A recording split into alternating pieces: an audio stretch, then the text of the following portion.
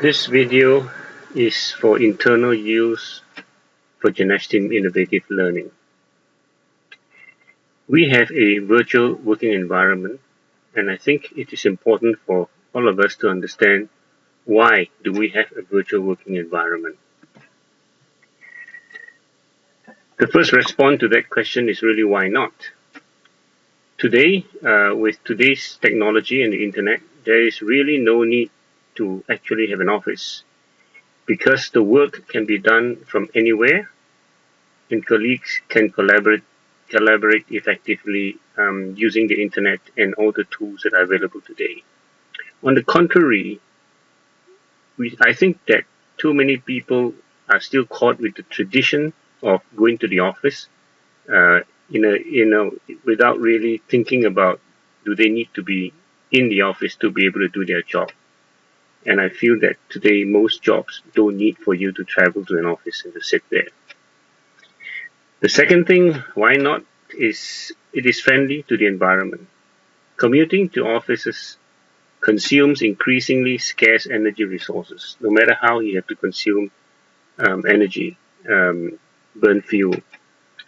And by burning fuel, you also pollute the air, and then you increase congestion in the cities, which is a huge problem today in most major cities, even in the less developed countries.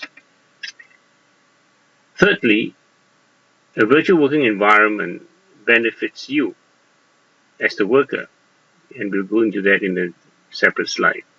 Fourthly, it benefits the business, and we'll also detail that in the later slide. And lastly, it allows the business to be more inclusive, and we'll also cover that. I'd like to add at this point that a virtual working environment basically is a work from home model. We are now calling it a virtual working environment instead, because you don't really have to be at home to work. You can work anywhere, from anywhere. We have had cases where some of our staff have decided to move to other countries and still continue to work for us. Benefits you as a worker. Firstly, of course, we talk about the commuting.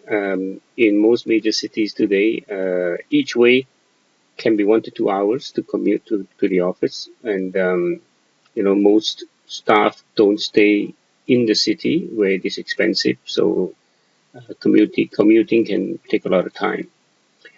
Of course, also cost. You have to pay for, even if you take public transport, it's less expensive, but it's still a cost. And of course, if you drive yourself, the cost of running a car and consuming fuel.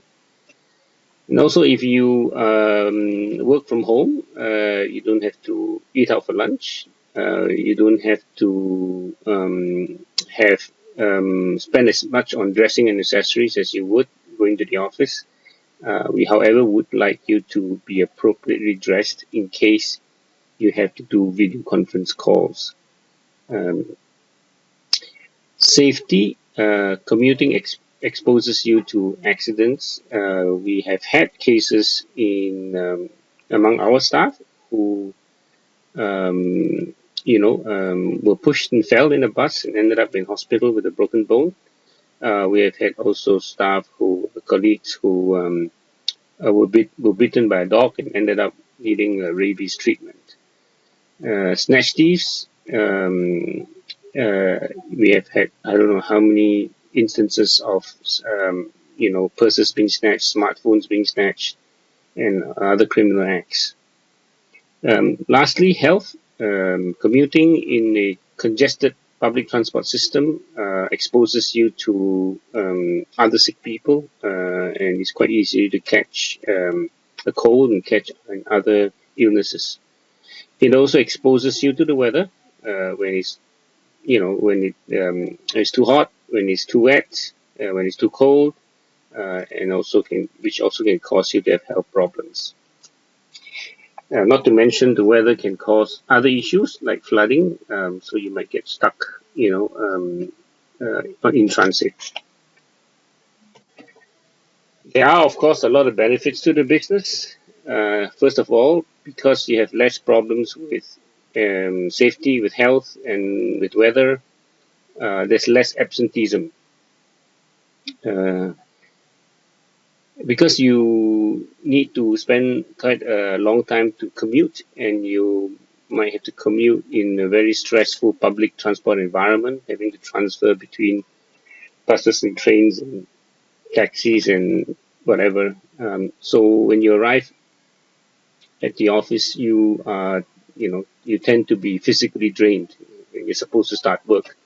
So we feel that, if you wake up and have a leisurely breakfast and a nice cup of coffee and then turn on your PC to work, you're in a much better state and you can be a lot more productive.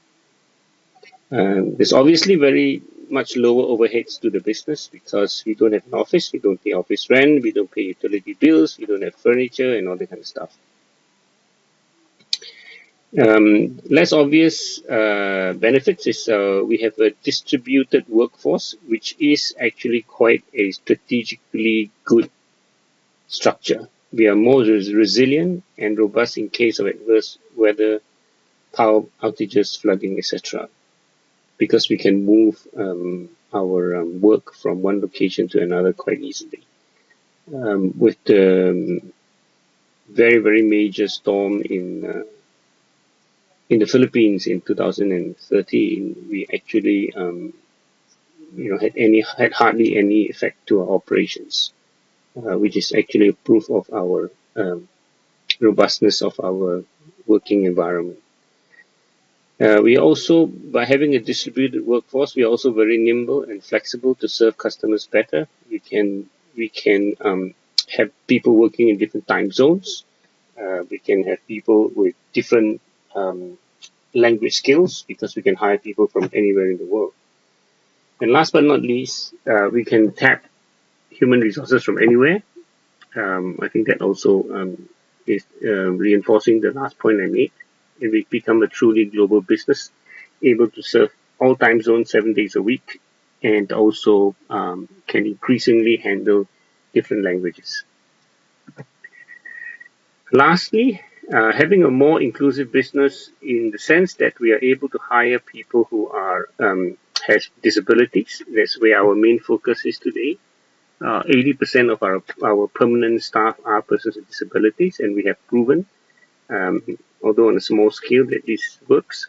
And we hope we can grow and multiply this impact that we are having on the marginalized communities. The other more communities that we can target are mothers who need to look after children at home. There are many mothers who are highly qualified and experienced, but because they choose to stay home when they have children, and these resources are wasted to traditional organizations, but for us, we can tap these resources. Ex-convicts, I always feel that uh, it's it's kind of a vicious circle for ex-convicts because when they are released from the penal system, they are supposed to be rehabilitated. But because they're ex-convicts, companies would avoid hiring them, and for good reason. And of course, if they find it hard to get a job, what do? They revert back to a life of crime, and that's what I call the vicious cycle.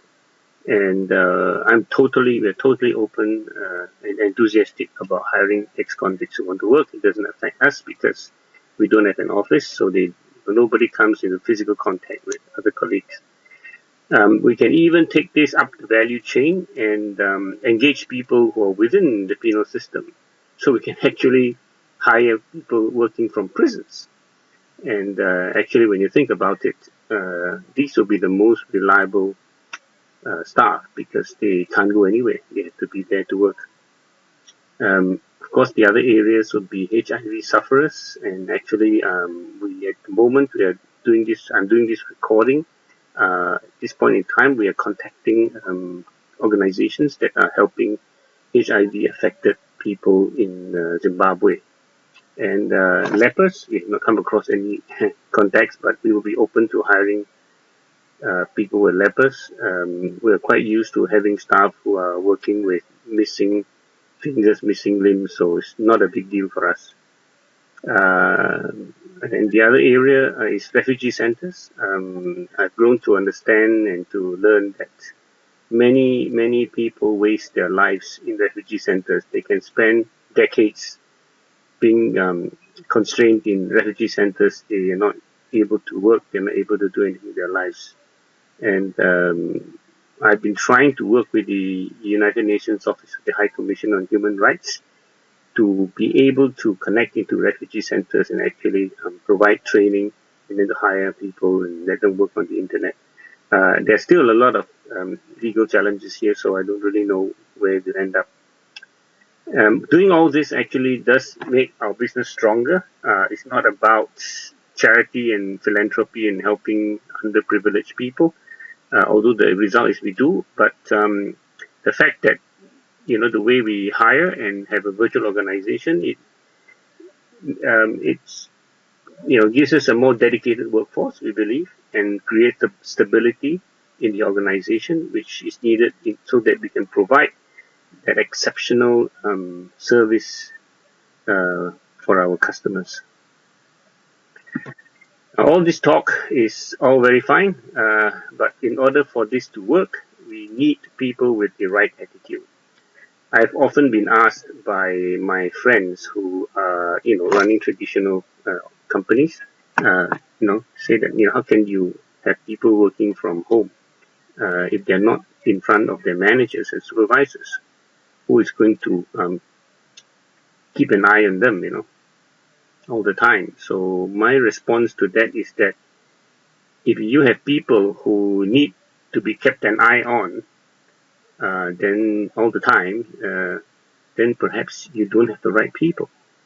So the people with the right attitude would be motivated to work and want to be productive. And that's what we want to achieve. We are maybe we're not right there yet, but this is where we want to get to. Thank you.